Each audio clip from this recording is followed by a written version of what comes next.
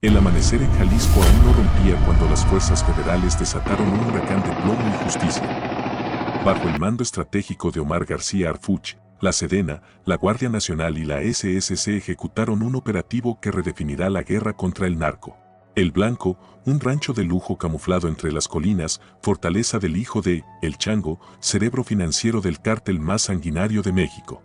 Pero lo que encontraron dentro no era solo un escondite, era la puerta a un infierno que ni los servicios de inteligencia podían imaginar. Durante semanas, drones y agentes encubiertos rastrearon cada movimiento en la propiedad.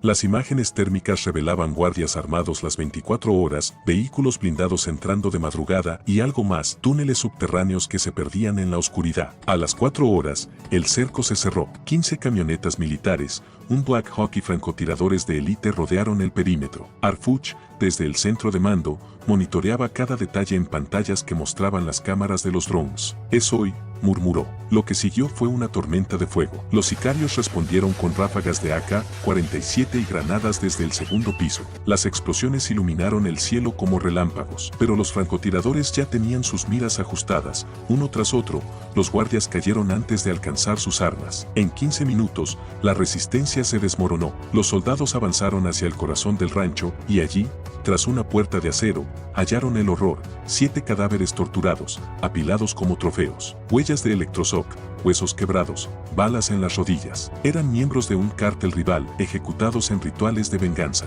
Pero el verdadero golpe estaba oculto tras un falso armario: $10 millones en fajos sellados al vacío, etiquetados con códigos de bancos de Suiza y las Islas Caimán. Junto al dinero, documentos que destapaban la red global del cártel, cuentas en paraísos fiscales, empresas fachada en Miami y hasta transacciones en criptomonedas. No es un decomiso, es un mapa de lavado, dijo un agente de la DEA en escena. Entre los papeles, un nombre sobresalía: el de un exgobernador vinculado a transferencias sospechosas. El arsenal era digno de un ejército: fusiles Barrett .50 capaces de penetrar blindajes, ametralladoras M60, chalecos tácticos con el logotipo del CJNG y radios encriptados con conversaciones que mencionaban operaciones especiales en la frontera. Pero el hijo de El Chango había huido minutos antes, alertado por un traidor dentro de las filas gubernamentales. Ahora, la cacería es implacable. Drones sobrevuelan la sierra, la Interpol rastrea sus cuentas y la DEA prepara extradiciones. Porque esta vez,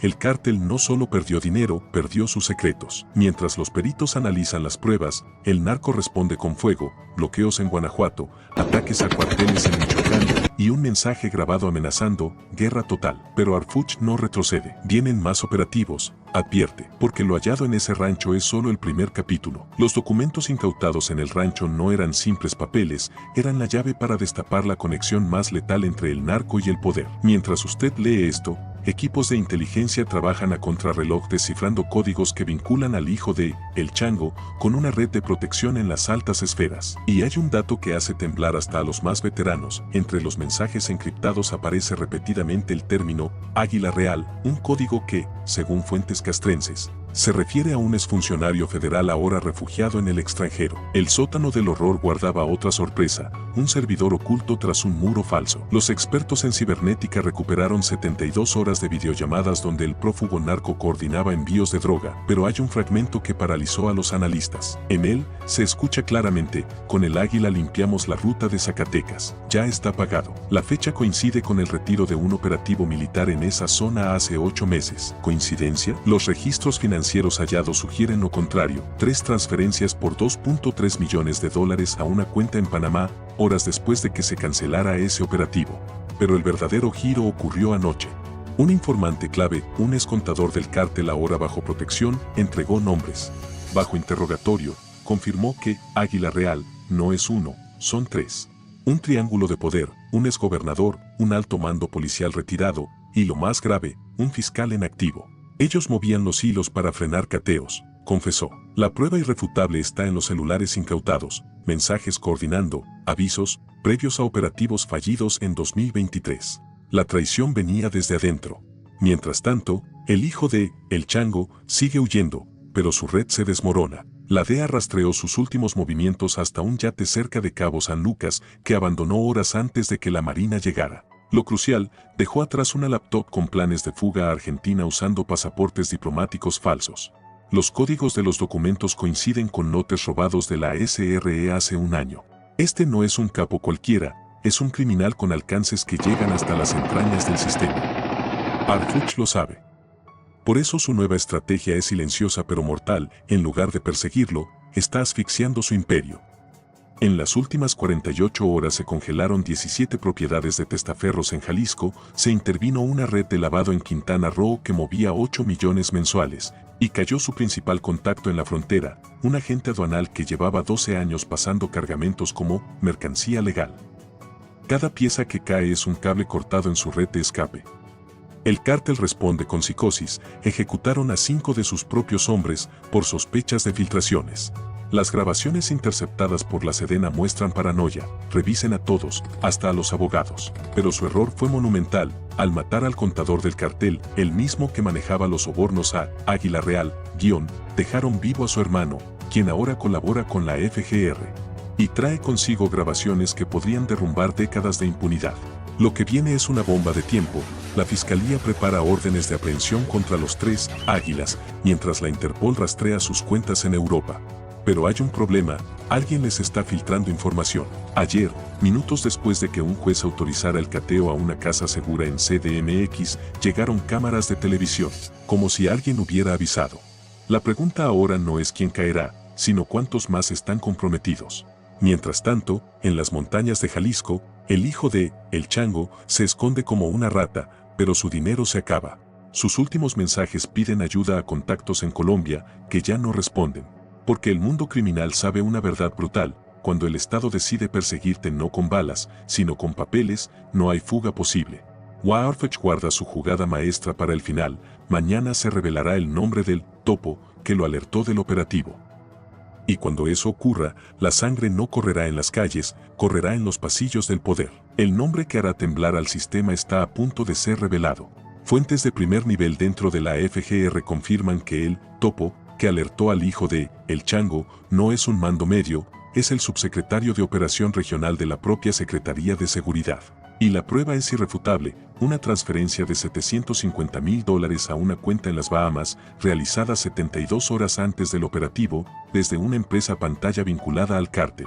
Pero esto no termina aquí, porque su teléfono contenía mensajes que comprometen a 3 jueces federales. La corrupción, al fin expuesta, tiene nombres y apellidos. El martes pasado, mientras el país dormía, Harfuch y un equipo de fiscales anticorrupción entraron sigilosamente a un departamento en Polanco. Lo que encontraron fue el eslabón perdido: agendas con citas codificadas, memorias USB ocultas dentro de falsos tomacorrientes y, lo más explosivo, recibos de entregas de dinero en oficinas gubernamentales. Todo apunta a una red que operaba desde dentro del Estado. El subsecretario fue detenido al intentar abordar un vuelo privado con pasaporte falso, pero su confesión bajo interrogatorio podría derrumbar décadas de pactos oscuros. Mientras tanto, el hijo de El Chango cometió su último error. Acorralado en la sierra de Michoacán, ordenó a sus sicarios atacar un cuartel militar para distraer a las fuerzas federales. No sabía que sus comunicaciones estaban intervenidas. Los Black Hawks rodearon su escondite, una casa segura con túneles hacia un río, pero esta vez, los túneles estaban minados con gas lacrimógeno. Salió tosiendo, con los ojos inyectados de sangre, y cayó de rodillas ante los soldados. Sus últimas palabras fueron: "El águila me traicionó". Hoy, a las 6 horas, la DEA allanó 4 mansiones en Miami vinculadas al exgobernador zacatecano. Entre lo incautado, joyas valuadas en $3 millones, cuadros robados del patrimonio nacional y, la ironía final, un ejemplar de El Príncipe de Maquiavelo con anotaciones sobre cómo controlar instituciones. Mientras es esposado, solo atinó a decir: "Esto no terminará aquí". Tenía razón, porque el verdadero terremoto político ocurrió esta mañana.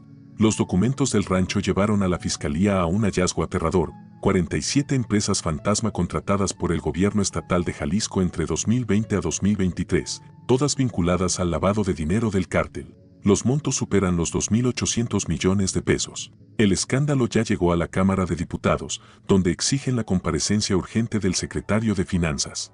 Las redes arden con el hashtag #narcogobierno, mientras el presidente guarda un silencio que muchos interpretan como la calma antes de la tormenta. Harfuch, en su primer mensaje público tras la captura, fue contundente: "Esto no es el final, es el principio de una purga que llegará hasta donde deba". Sus palabras tienen peso. Los informes de inteligencia señalan que ya hay órdenes de cateo listas para 12 propiedades más, incluyendo un lujoso departamento en Reforma 222 vinculado a un magistrado. El mensaje es claro, nadie está a salvo.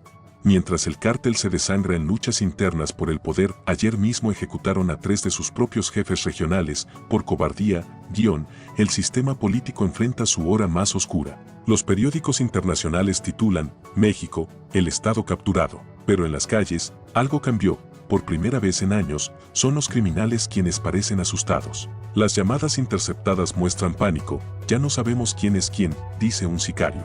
Tienen razón. Porque cuando la batalla no se libra con fusiles, sino con expedientes, cuando los enemigos no están en las montañas, sino en oficinas con aire acondicionado, cuando la justicia llega no con balas, sino con auditorías, el juego cambia para siempre.